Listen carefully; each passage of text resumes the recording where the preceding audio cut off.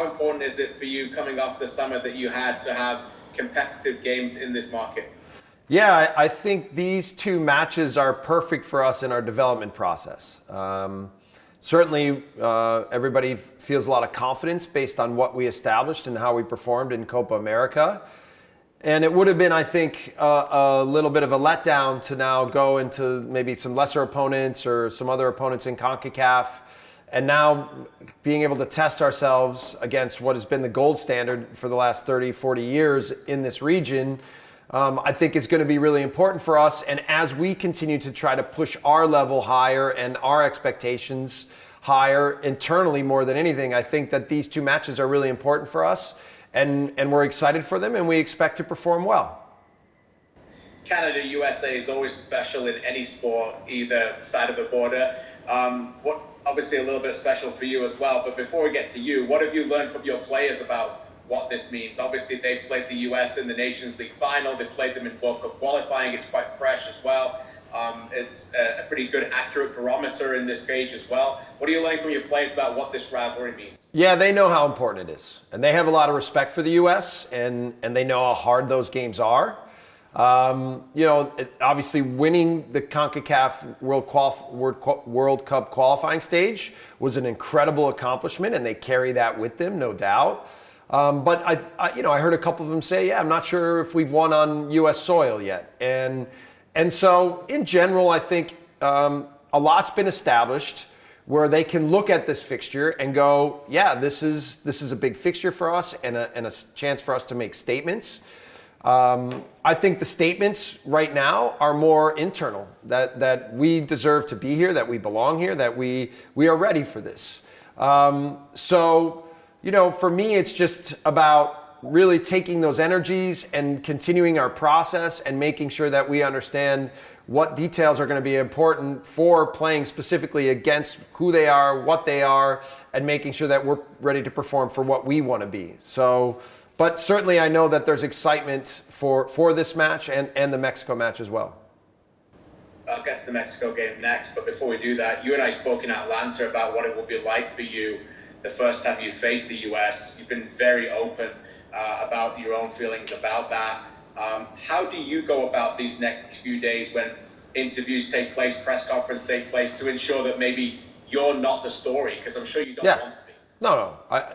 Look, there's going to be some things that are going to play out in the U.S. that way.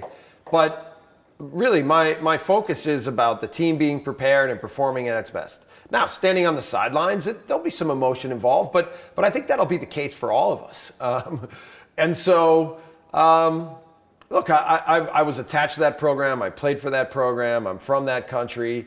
I've also realized I'm the only American in our entire delegation here with the national team. So, I'm the only one that maybe has these conflicting feelings, but they're not conflicting because I'm really lasered in on our team being prepared for this moment and for these matches. And it's a little bit difficult because part of the preparation has been the unknown of who the coach is going to be for both teams, how are they going to play, even the fact that the U.S. called their team in so late. We just found out what the squad would be like 3 days ago, So that's been a little bit tricky, but we'll be motivated, we'll be ready, and we're kind of building it a little bit like it could look like this, but it could look a little bit like this, and in the end, we're still very focused on us as well. Jesse, you mentioned about being the only American. You brought in Mauro Eustachio into this camp as well to be part of your staff, which is a great story here. But how important was that for you to connect with Mauro, and how valuable is that to give chances like that in the Canadian Premier League to you and your program?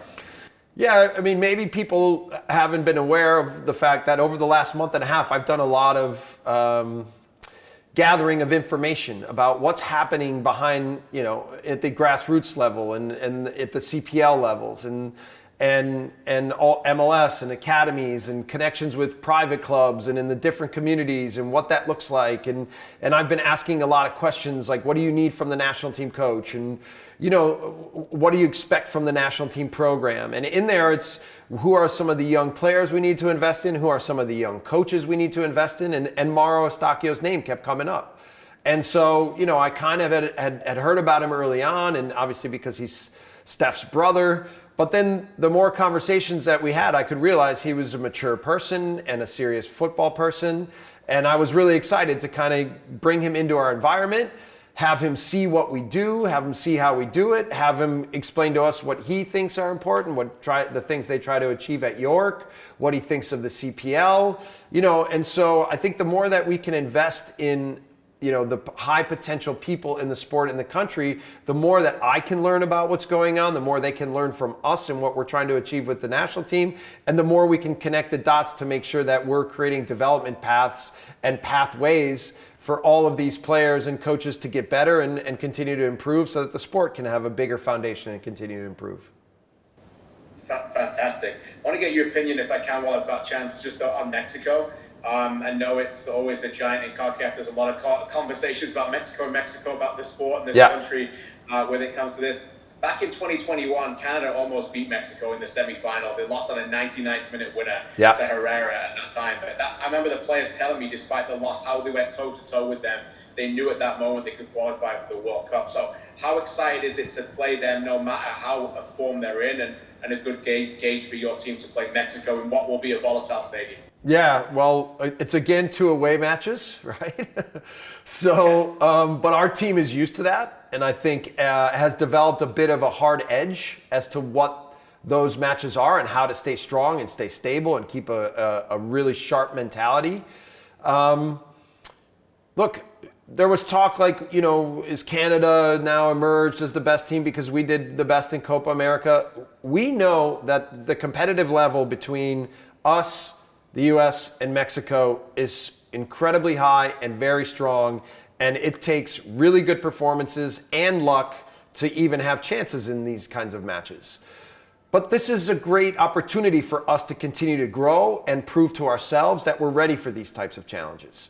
And, we're already qualified for the World Cup, and I am laser fixed on what 2026 is and needs to be. But we need to use all of these experiences and all of these challenges as massive opportunities to continue to grow within our development path so that we are ready for that moment. And it's not like we can just turn a key and be ready in the summer of 2026. So I think each one of these windows will be a key step for us to continue to push forward. And, it's important, I think, for us in the confidence that we're building and in the understanding of what real games are about, for us to know that these performances are important for us. Thank you for that. I'm just going to ask you some questions on some of the players that I get to speak to today as we build some features. First one on Alfonso. You made the leap of faith to give him the captaincy during Copa America, and he's obviously repaid you in many ways. And maybe you can just give us a little bit of a gauge on how that went, and what are you seeing from him now he's come back into the camp with his club situation, at least for a while, sorted out, and how important that is for you, and what do you see of him as a leader as he continues to grow? Yeah, well, I think from the first dinner I had with him in Munich to what the experience is with him now, he and I have grown together in a really good way, and I think have developed a good trust and an understanding for who each other are. And along that way, I think it's allowed me to challenge him, to challenge him as a leader, to challenge him as a player. And he's responded really well to that. And someone asked me even earlier today, what it's like to coach him. And I said, I've been lucky enough to coach a lot of young, highly talented, high performance players. And all of them have one thing in common, and that's that they want to be challenged. They want to be invested in, and they don't just want to be comfortable.